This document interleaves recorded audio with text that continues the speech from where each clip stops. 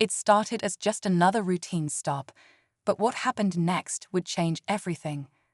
A seasoned black colonel, respected for her service and poise, found herself face to face with a cop whose prejudices were impossible to ignore. His tone was sharp, his words laced with assumptions, and his demeanor screamed authority unchecked. But this wasn't just any ordinary citizen he had pulled over. What he didn't realize was that he was dealing with someone who had faced tougher battles than his condescending attitude. Calm yet assertive, the colonel handled the situation in a way that left him stunned. With every word she spoke, she unraveled his biases and forced him to confront his actions in a way he never saw coming. By the end, she didn't just stand her ground. She changed the narrative entirely. What did she do that left him speechless? Stay tuned to find out. As the officer stood towering over her window, his questions were less about the reason for the stop and more about her identity. "Where are you headed?" he asked, his eyes narrowing with suspicion. The colonel, dressed in civilian clothes, remained composed. She had seen this kind of treatment before, and she wasn't one to back down. Instead of answering right away, she asked calmly, "Is there a reason you pulled me over, officer?" Her voice carried the authority of someone who had led troops, faced pressure, and navigated situations far more intense than this roadside encounter. But the officer wasn't ready to let go of his assumptions. He pressed further, his words becoming more pointed. What he didn't know, what he couldn't have known, was that the woman sitting before him wasn't just anyone.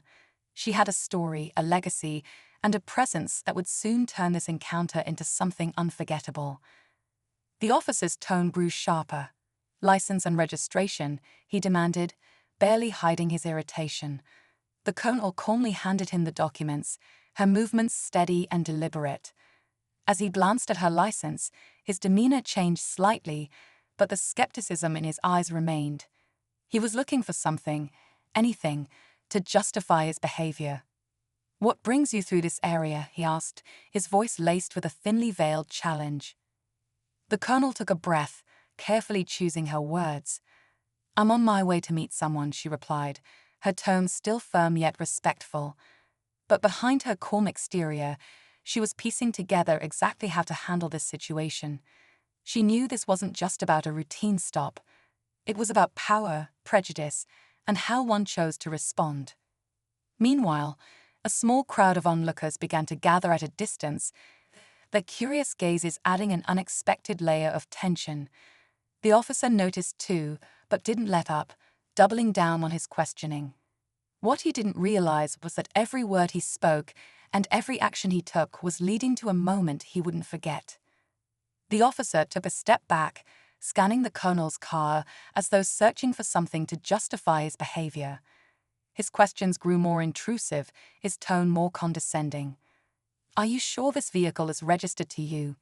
he asked, holding her registration with a raised eyebrow. The colonel didn't flinch. "It is," she replied firmly. She had nothing to prove, but she knew the importance of staying calm in moments like these. She wasn't just defending herself, she was setting an example. The tension in the air was almost palpable. The small crowd that had gathered whispered among themselves, some recording the interaction with their phones. The officer glanced toward them, his confidence wavering for just a moment before he turned back to her. "I need you to step out of the car," he finally said, his voice firm but uneasy. The colonel's eyes met his, steady and unyielding. Without hesitation, she opened the door and stepped out, standing tall. Her quiet strength seemed to catch him off guard. She didn't raise her voice or argue. She didn't need to.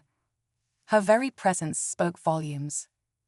The crowd leaned in closer, sensing that something important was about to happen.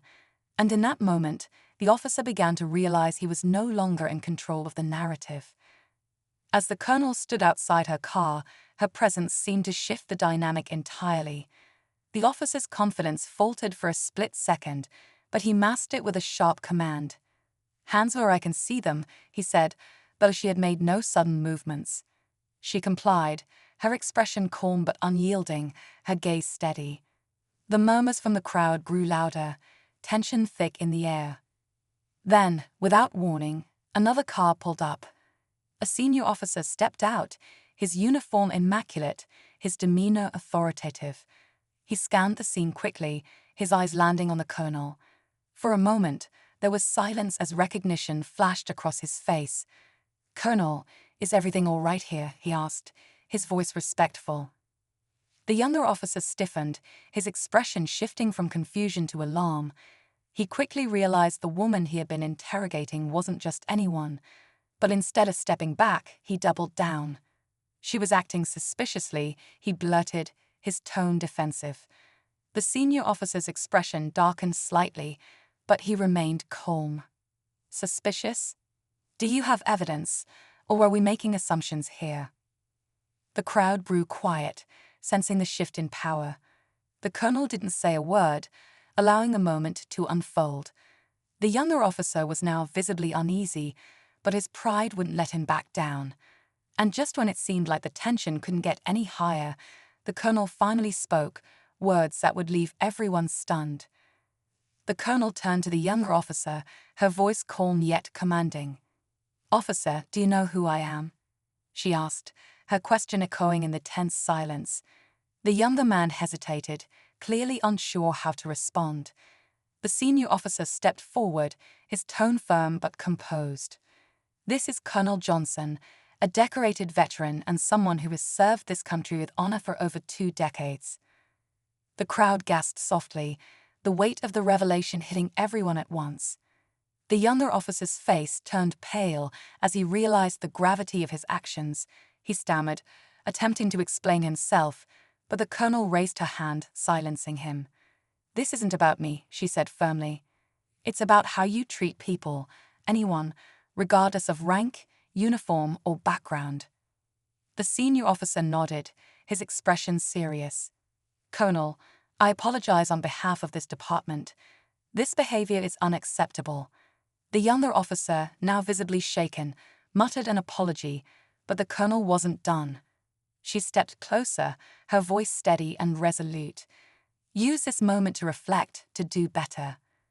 Because next time it might not be someone with a title you recognize." As the senior officer led the younger one aside for a stern conversation, the colonel turned to the crowd, offering a small but knowing nod before calmly getting back into her car. The onlookers were silent for a moment before someone started clapping, the sound spreading through the group. But as she drove away, the colonel's phone buzzed. A message appeared from an unknown number. Asterisk, "Thank you for what you did today. You're changing more than one life." Asterisk, she glanced at the screen, a small smile tugging at her lips. Even in moments of conflict, the ripples of her actions reached further than she could ever imagine. As the colonel drove away, the tension of the encounter began to fade, replaced by a quiet sense of accomplishment. She knew moments like these weren't about dramatic victories or proving someone wrong. They were about planting seeds of change. The younger officer had been humbled, and the senior officer's intervention had shown the importance of accountability. The colonel reflected on the faces in the crowd, particularly a young boy standing with his mother, watching closely. She hoped he had seen more than just the conflict, that he had witnessed the power of staying calm, standing firm, and commanding respect without anger. By the time she reached her destination, the colonel felt a renewed sense of purpose. It wasn't about the titles or the recognition. It was about using her voice and actions to pave a better path for those who came after her. And today, she had done exactly that.